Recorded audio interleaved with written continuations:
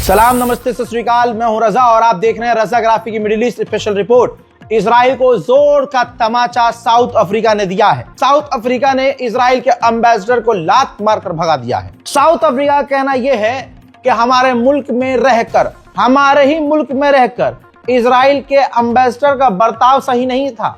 हमारे ही मुल्क में रहकर हमारे ही खिलाफ काम कर रहा था और हमारे खिलाफ रणनीतियां और बयानबाजियां दे रहा था, जिसके बाद हमने इजराइल के एम्बेसडर को अपने मुल्क से भगा दिया है। उधर इजराइल ने जो वो करता है वो किया है। गाजा के ऊपर फिर से बमबारी की है। काहे का सीज फायर है, दुनिया देख ले। ये अरब के हिजड़े, ये मोहम्मद बिन सलमान हिजड़े की औलाद, आप देखिए ना ये बैतुल मुकद्दस पर बोल रहा है, ना इब्राहिम मस्जिद पर बोल रहा है, ना ये फिलिस्तीन पर हो रहे कब्जे पर बोल रहा है, ना ये वेस्ट बैंक पे बोल रहा है।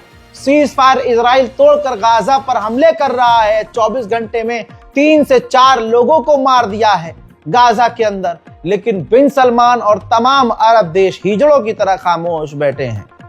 ऊपर से ये अरब ईरान से भी किलसते हैं। ये भाई साहब क्या बताऊं, ये वो वाले मुसलमान हैं जिन मुसलमानों ने करबला में हुजूर पाक सल्लल्लाहु अलैहि वसल्लम के नवासे को कत्ल किया। वो भी तो मुसलमान थे। वो कौन से हिंदू थे भाई जिन्होंने करबला में अहले बैत के घराने को कत्ल किया? उनकी भी तो नस्ल चल रही है, उन कातिलों की। तो आज का ये दौर है कि आज देखो कि अहले बैत की तरफ कौन है, और देखो सफेद लिबादा पहनकर नवासे रसूल के कातिलों का खानदान कौन है। देखो कि आज नबी के शहर में शराब आम कौन करना चाहता है।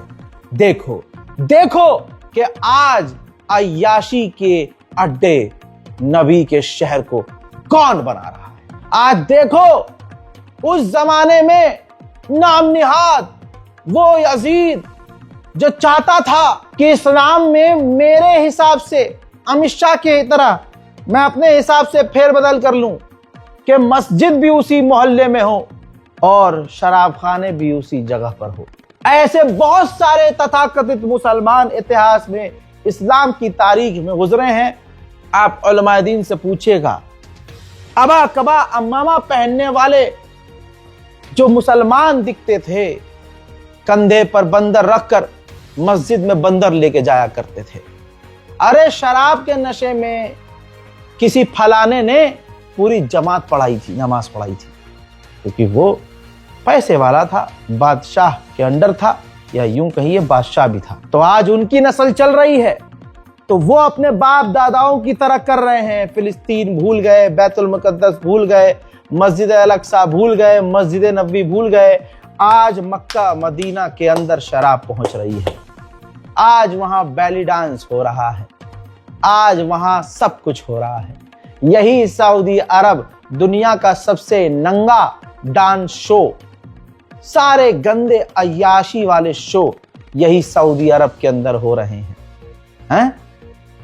मेरा सच बोलना ही लोगों को बर्दाश्त नहीं है, लेकिन कोई बात नहीं, एक दिन आएगा, कयामत करीब है।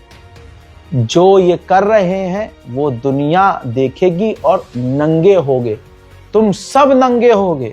जो आज जबरदस्ती ईरान से नफरत सिर्फ इसलिए है लोगों को, वो शिया है भाई। और हमारे यहाँ तो बचपन से सिखाया गया है, हमारी माओ ने सिखाया है शिया से नफरत करो, ये तो गंदे होते हैं।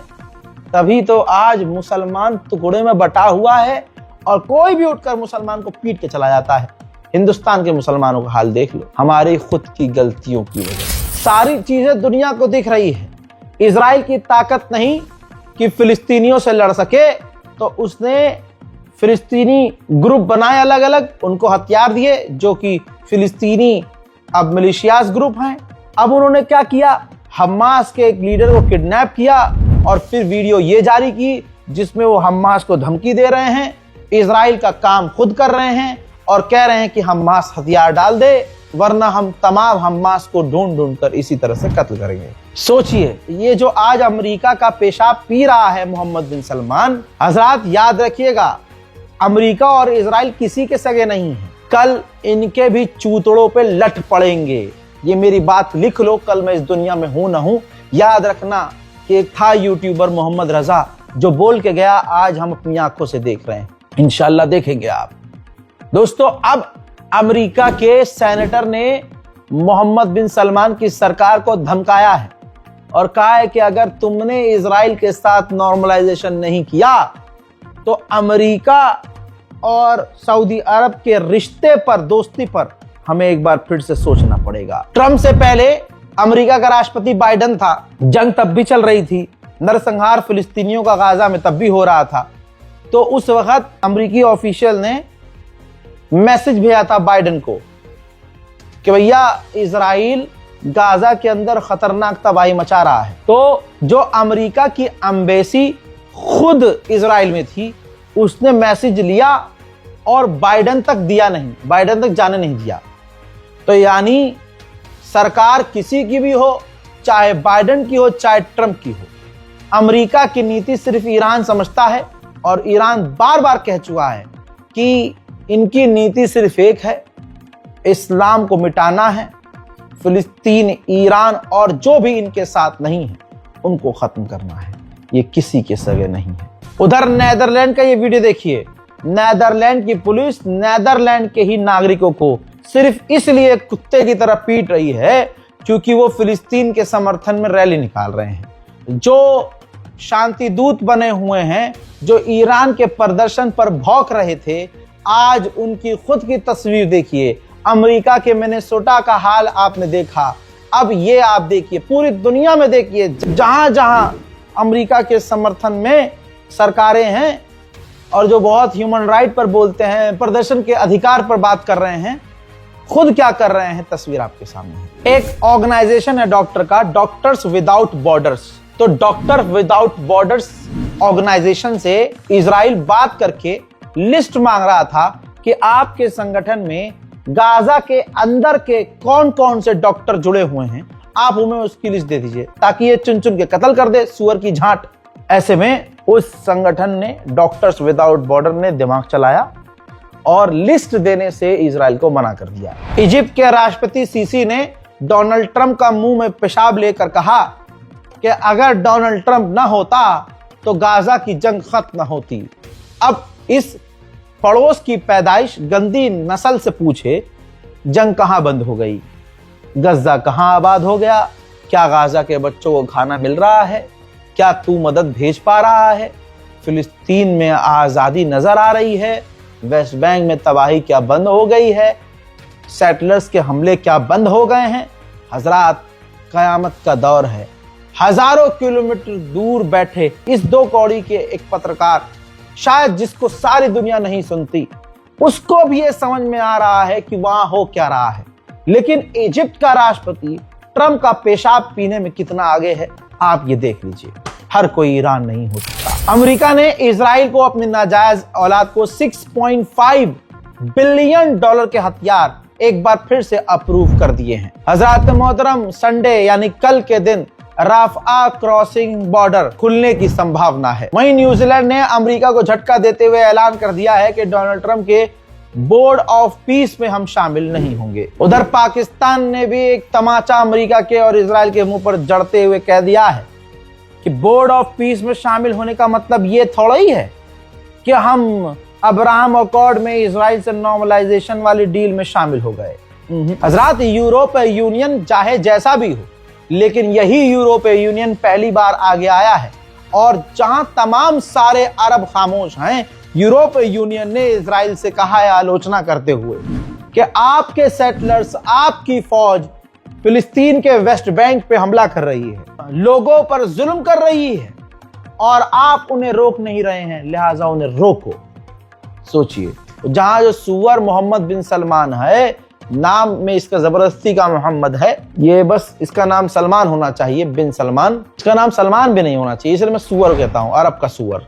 याद रखिएगा, अरब का सुअर यानी मोहम्मद बिन सलमान। तो ये अरब का जो सुअर है और इसके जो साथी हैं और भी, मैं कितने दिनों से कह रहा हूं कि ये क्यों नहीं बोल रहे हैं, इनको वेस्ट बैंक नजर नहीं आ रहा है। तो सोचिए, तमाम मुस्लिम देश जिस मुद्दे पर खामोश रहे, उस मुद्दे पर यूरोपीय यूनियन बोला। ये मंजर दिख नहीं रहा, ये देखिए, यूरोपीय यूनियन के बोलने से तब भी कुछ नहीं होगा। पूरी दुनिया जब तक एक साथ नहीं बोलेगी कुछ नहीं होगा। देख लीजिए दोस्तों, जब अरब को फर्क नहीं पड़ रहा है कि उनके खानदान पर किस तरह के हमले हो रहे हैं, उनके भाइयों पर किस तरह से, ये वेस्ट बैंक है दोस्तों, सेटलर्स फिलिस्तीनियों के ऊपर लगातार हमले कर रहे हैं वेस्ट बैंक में, और ये रोज की तस्वीरें हैं, रोज ये हो रहा है। हजरात, भारत का एक समाज और इजरायली कट्टर नफरती यहूदियों की हरकत एक है, बल्कि वो ज्यादा हरामी है, क्योंकि जब मौका लगता है, ऐसी बहुत सारी वीडियो आपने देखी है कि अंधभक्त इजराइल और अमेरिका की गुलामी की, तो डोनाल्ड ट्रंप ने इनका मुंह में जो है अपना दे के मुंह दिया, पेशाब कर दिया, तो ताऊ ताऊ करते हुए मुंह साफ करके वहां से भागे। ठीक, अब जब भी ये किसी को देखते हैं, भारत का एक खास समुदाय जब भी किसी नेता को मुसलमानों के खिलाफ देखता है तो उसके अंदर उसे अपना बाप नजर आता है कि यार नफरत है, यार क्या नफरत है मुसलमानों से, इसकी नस्ल से हैं हम, क्या इजरायली ही यदुवंशी हैं, ऐसे झाट कुल्लों को आपने जरूर सुना होगा। अब वो भी मंजर आपने देखा कि अंधभक्त इजराइल से इंप्रेस होके, इजरायली धर्मगुरुओं से इंप्रेस होके सजदे में जा रहा था, दूसरे इजरायली धर्मगुरु ने चूतड़ पर लात मार कर भगा दिया उसे। ये है भारत का एक खास समुदाय। भारत के अंदर ईसाई जो लोग हैं उनको सबक दिया जा चुका है। ईसाई पहले बड़ा खुश थे कि यार सिर्फ मुल्लों पर, अभी 4-5 साल पहले, कि यार मुसलमानों को मार रहे हैं, पीट रहे हैं, ईसाई तो सेफ हैं, चुप रहे। फिर अब उनका नंबर लग गया। अब जब यहां ये चीज हो रही है तो दुनिया देख रही है कि यार ये तो इजराइल भी करता है। देखिए भाई, इजराइल के अंदर जेरूशलम में जो चर्च है, ईसाइयों का जो धर्म स्थल है, एक खास समुदाय, भारत में जो खास समुदाय है, उसी के ही स्टाइल में यहूदी भी चर्च के सामने थूक कर जा रहे हैं। बल्कि इजराइल के जो यहूदी हैं वो भारत, मतलब क्योंकि भाई वो यानी इजराइल भारत के खास समुदाय का आइकॉन है, और वो आइकॉन तब तक रहेगा जब तक डोनाल्ड ट्रंप ने जैसा इनके साथ नहीं किया वैसा इजराइल ना कर दे। याद रखिएगा, ये लोग अपने सगे बाप को छोड़कर हर उस व्यक्ति को अपना बाप बना लेते हैं जो मुसलमानों पर जुल्म करता है, ईसाइयों पर जुल्म करता है, जबकि वो गाय खाते हैं, लेकिन उनको फिर भी अपना बाप उनमें नजर आता है।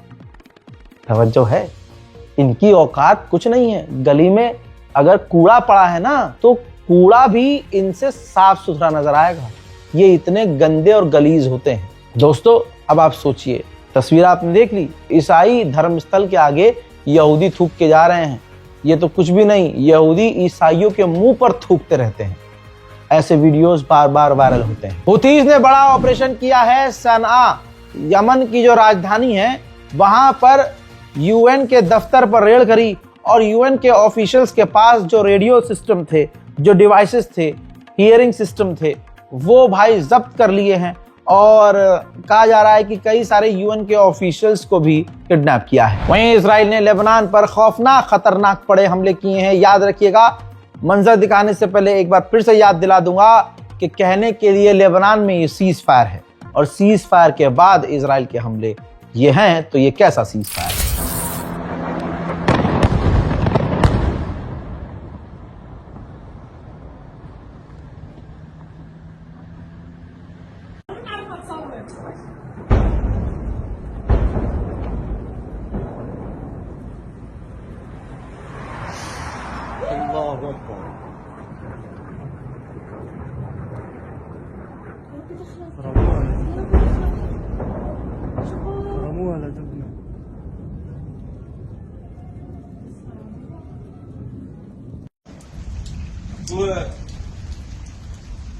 عم يضربوا شو؟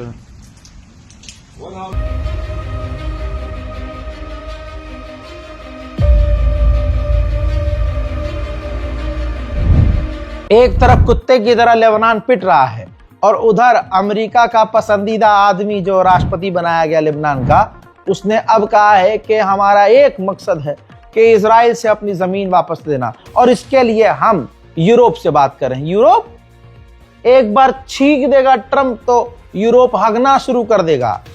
अरे तुम्हें बात करनी है तो ट्रंप से बात करो डायरेक्ट, हिजबुल्लाह को छूट दो, अपने लोगों से कहो कि सेना में शामिल हो और लड़ो इजराइल के खिलाफ। लेकिन हो ये रहा है कि यही दोगला आदमी जो लेबनान का राष्ट्रपति है, हिजबुल्लाह से हथियार छीन रहा है, अपने लोगों के बीच में अमेरिका और इजराइल की तारीफ कर रहा है? तो फिर मुझे अब फिर सामने से इजराइल इनको पीट भी रहा है। यह औकात है। पूरी दुनिया के लिए खतरा है अमेरिका इजराइल। आपको याद है ना वेनेजुएला में क्या किया अमेरिका ने? ऐसे ही क्यूबा, मैक्सिको, कनाडा सब अमेरिका से खौफ में है। ऐसे ही इजराइल पूरी दुनिया के लिए खतरा है। जैसे अर्जेंटीना में आग लगी जंगल की, और वो आग किसने लगाई? इजरायली आईडीएफ ने, जो कि भाई साहब इतनी फैल गई कि अभी तक धुआं निकल रहा है। और भी आसपास के देशों में ऐसी ही घटना देखने को सामने आई। अब खबर यह है कि सीरिया के अंदर हवाई जहाज से इजराइल कोई संदिग्ध केमिकल गिरा रहा है, जिससे सीरिया की जमीन बंजर हो और खेती बाड़ी ना हो सके, और इजराइल कहीं ना कहीं इस पूरे इलाके पर कब्जा करे। अब जो लोग इजराइल के समर्थक हैं, याद रखना कल तुम्हारे भी चूतड़ों पर क्रांति इजराइल लिखेगा।